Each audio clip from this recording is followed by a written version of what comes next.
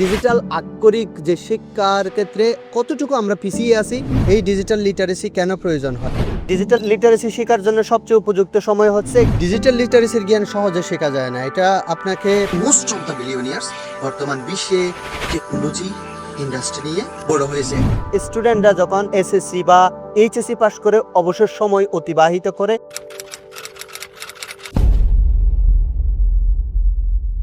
প্রত্যেকটি বিষয় আপনাকে জানতে হবে যে পড়াশোনার শুরু থেকে শেষ পর্যন্ত টপ টু বটম একজন লার্নার যে পড়াশোনাগুলো করে, যে জ্ঞান অর্জন করে, সেই জ্ঞান কম্পিউটারের সাথে এক্সিস্ট ব্যবহার করতে পারা বা কম্পিউটারের সাথে ইউজ করতে পারার নামই কম্পিউটার শেখা।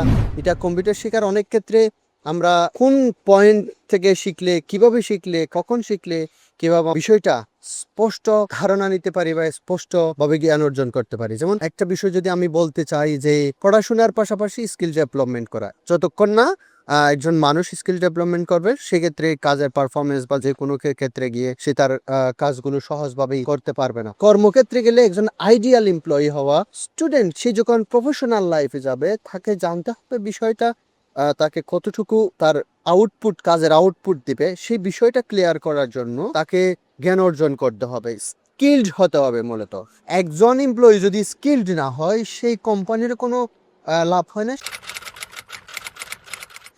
যে কোনো মানুষ কম্পিউটার শিখতে এসে আমাকে জিজ্ঞেস করে যে কম্পিউটারে কি শিখবো, MS Excel, Word, PowerPoint, কি শিখবো, কি আছে? যদি আমি তাদেরকে উত্তর দিই যে আমি মাইক্রোসফট অফিস অ্যাপ্লিকেশন বা এমএস অফিস, তাহলে তারা সেটা বুঝতে চায় না কোনোভাবে। মানে তারা ডিজিটাল লিটারেসি থেকে এতটুকু গ্যাপ যে বিষয়টাকে বুঝতে পারে না। কেন জানি না, তারা বুঝতেও চায় না।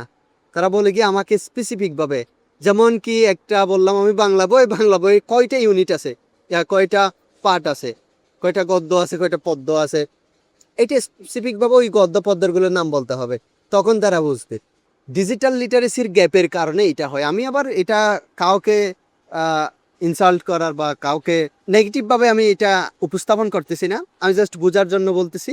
গদ্য পদ্য এভাবে না বলে জিনিসটাকে এক কথায় বললাম বাংলা বই বা ইংলিশ বই। এটা হচ্ছে এক নামে হচ্ছে মাইক্রোসফট অফিস অ্যাপ্লিকেশন বা এমএস অফিস। এই যে এমএস অফিস, এখানে কম্বাইনগুলো অনেকগুলো সফটওয়্যার থাকে বা অনেকগুলো সফটওয়্যার থাকে, যে সেখানে included the most useful software হচ্ছে কি। কিন্তু এটা শোনাই কেন, তারা কেন বলতেছে এটা? এটা বলার একমাত্র রিজন হচ্ছে ডিজিটাল লিটারেসি বা এই জিনিসটা এখানে একদম স্পষ্ট হয়। কম্পিউটার শেখা বা ডিজিটাল লিটারেসি শেখা একটা মানুষের জন্য কোন সময়টা বেশি উপযুক্ত, আমি এই বিষয় নিয়ে একটু কথা বলবো।